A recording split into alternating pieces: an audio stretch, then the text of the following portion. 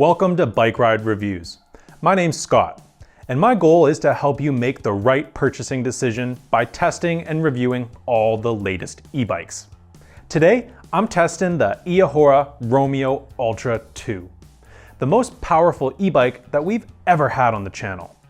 Eahora says that the Romeo Ultra and its dual 2500 watt motors, along with that massive 60 volt 80 amp hour battery, should allow it to travel over 100 miles and hit 50 miles per hour. Those are some incredible claims, so we're excited to put this beast to the test. Can it reach 50 miles per hour? And is it even safe at that speed? Let's find out. Chinese e-bike brand Eahora has been selling bikes since 2018. They sell e-bikes direct to consumers through their website and on Amazon. Eahora offers a range of beefy e-bikes with fat tires, big batteries, and high-powered motors. We've got Eahora's latest and most expensive model, the Romeo Ultra II, right here in the studio. At first glance, you could easily mistake this for a motorbike. It's certainly a lot of e-bike. This monster packs 5,000 watts of motor power. Yeah, you heard that right. Each of the wheels contains a 2,500 watt hub motor, giving the Romeo Ultra II significantly more power than anything that we've tested before. This bike has a 60 volt electrical system, 41 amp controller, and an 80 amp hour battery. Yes, that's a 4,800 watt hour battery. And according to Eahora, the Romeo Ultra II can hit 50 miles per hour and travel up to 235 miles. If that's true, those figures are certainly impressive. But oversized power does have its downsides. This huge bike weighs a staggering 177.8 pounds on my scales, 3.6 pounds heavier than Eahora's claimed weight of 174.17 pounds. That's not the only problem. The high motor power and top speed mean that it's not actually an electric bicycle according to the law. So you're going to need the appropriate license, insurance, and possibly registration to use this bike on the road. We'll explore the legality and riding options later in this review. Despite this bike's much vaunted power and speed, I'm afraid that it comes with some disappointing components, such as an entry-level Shimano tourney derailleur. On the other hand, how much does anyone really expect to pedal a bike like this? Thankfully, the Romeo Ultra II does have hydraulic disc brakes, with some big 240mm rotors. The brakes certainly look the part, and we'll find out in our testing if they can safely slow this two-wheeled truck down from 50 miles per hour.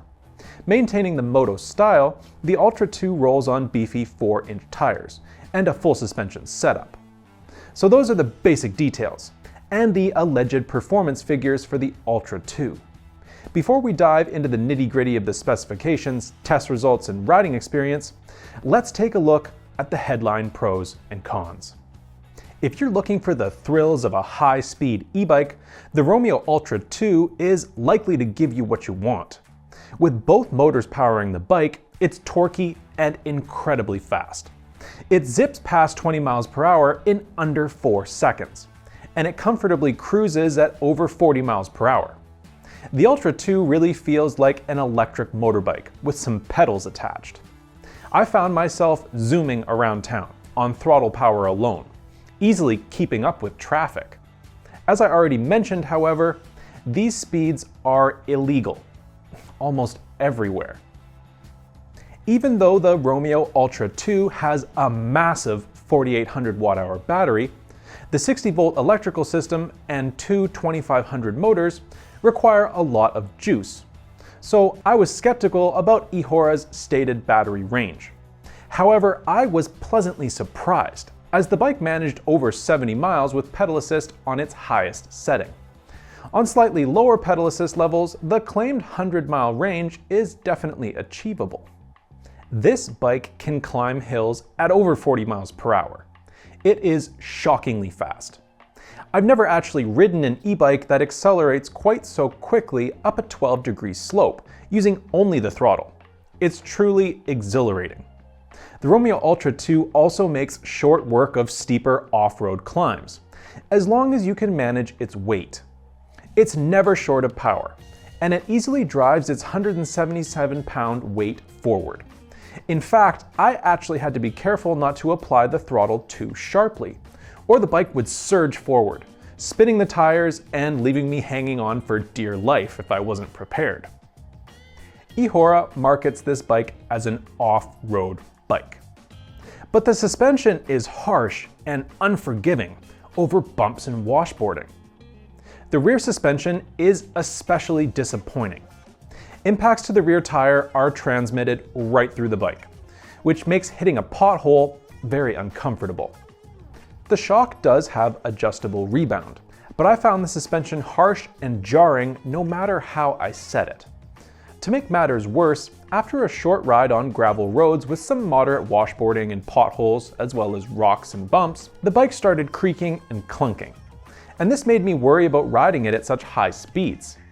I checked the fasteners and I re-torqued everything, but the clunk sound seemed to be coming from inside the fork, somewhere around the stanchions, and the creaks continued even after I had checked everything in the rear suspension.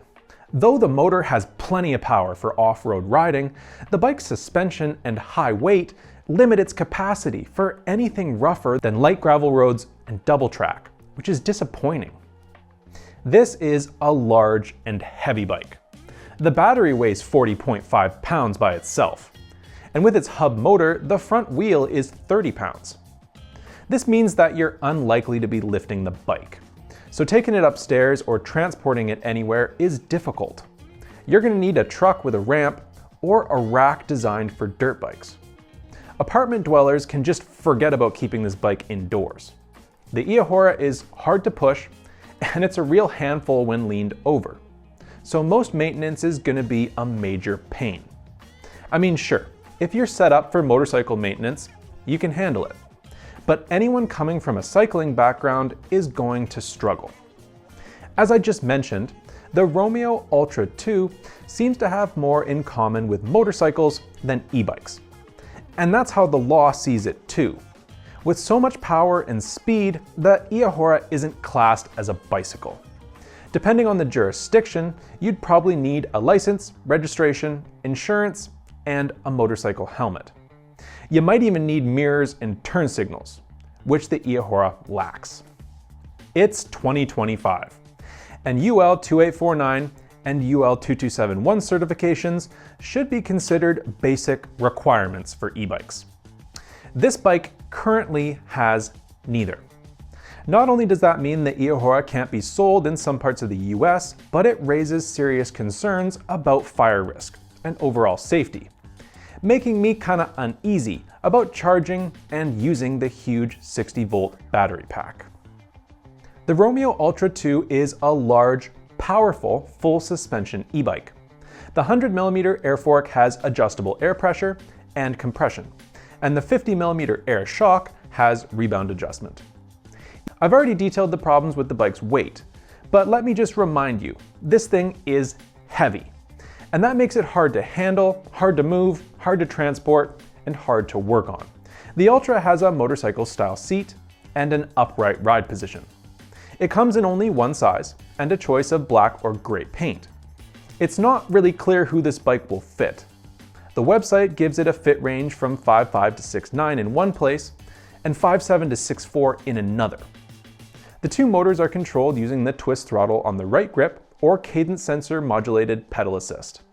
The 40.5 pound battery is semi-integrated into the bulky down tube structure, where it's secured with a keyed lock. The control pad lets you choose whether to use the front, rear, or both motors. The included 7 amp charger charges this behemoth in 10 to 12 hours. For weatherproofing, the Romeo Ultra II is rated IPX6, which is a solid rating for an off-road bike, and it rolls on 26-inch wheels with beefy 4-inch tires. The tires have a chunky off-road tread. The hydraulic disc brakes feature see-through brake fluid reservoirs, 2-piston hydraulic calipers, and a set of 3mm thick 240mm rotors. Shifting is by Shimano, with an underslung trigger shifter controlling a turny 7-speed derailleur. There's a 42-tooth chainring and single-sided guard at the front, and a 14 to 28-tooth cassette at the back. Given this bike's $3,000 price tag, this bottom-tier drivetrain is pretty disappointing. The display is a 4-inch full-color LCD in the center of the handlebar with hard rubber grips on each side. On the left, there's a 5-button control pad and an underslung horn button. And on the right, we have the twist throttle and underslung trigger shifter. For accessories, the Romeo Ultra II comes with a bright headlight, a taillight with braking function, fenders, and mounts for a rear rack. We've never tested an e-bike with so much power or battery capacity. So for these tests, I've compared the Romeo Ultra II with the most powerful models that we have tested. The Ultra II raced up our less steep hill test in just 1 minute and 35 seconds, at an average speed of 36.9 miles per hour. That's 50% faster than the bikes that we typically test, which normally need at least 3 minutes to get up this hill. The result of the shorter, steeper hill climb test was no less impressive. The Romeo ascended it in just 1 minute and 12 seconds. Our previous champion, the Quiet Cat Lynx, took 1 minute and 57 seconds to climb this hill. As expected, after its great results in the hill climb tests, the Eahora also left the competition in the dust during the acceleration test. Using a single motor, the bike got from 0 to 20 miles per hour in 6 seconds with the throttle or with pedal assist. And with both motors engaged, it took just 4 seconds. The acceleration is strong enough to leave you hanging onto the bars, with the front wheels spinning as it fights for traction. And the impressive results continued in the range tests. I used the highest assist setting and the dual motor mode for this test, which allowed the Romeo Ultra II to reach speeds above 40 miles per hour. Even with insane acceleration and high speed, the bike still traveled 72.75 miles. And this is the longest range that we've had from any e-bike we've tested. The only area in which the Eahora's test results were disappointing was the braking test. Most e-bikes I test stop in 18 to 20 feet, with the best needing just 15 feet to stop from 20 miles per hour. Given its weight, however, it's perhaps unsurprising that the Romeo Ultra II took 22.5 feet to stop. So despite those beefy brake rotors, it's pretty clear that the 2-piston brakes are just no match for 177 pounds of bike that can travel at more than 40 miles per hour. The Ultra II is a beast, and its huge mass is immediately apparent when you start riding it. And mounting the Romeo, you feel like you're straddling a motorbike. Set to single motor operation, the Romeo accelerates like a regular 750 watt or 1000 watt e-bike. It's fairly powerful, but it does feel like those 177 pounds of weight are holding it back.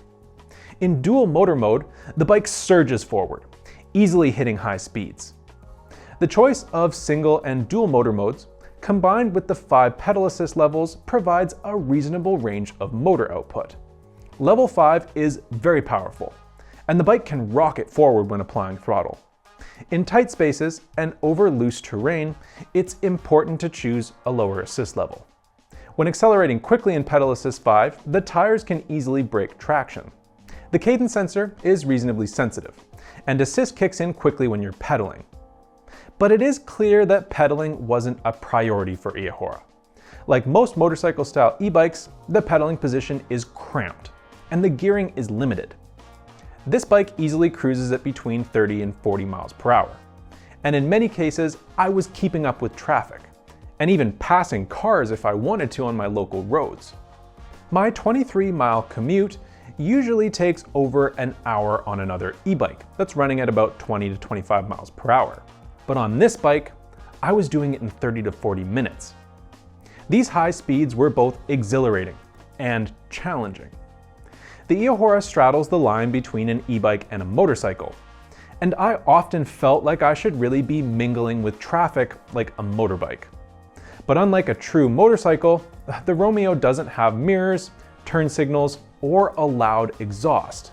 so I needed to be extra careful about where I positioned myself on the road.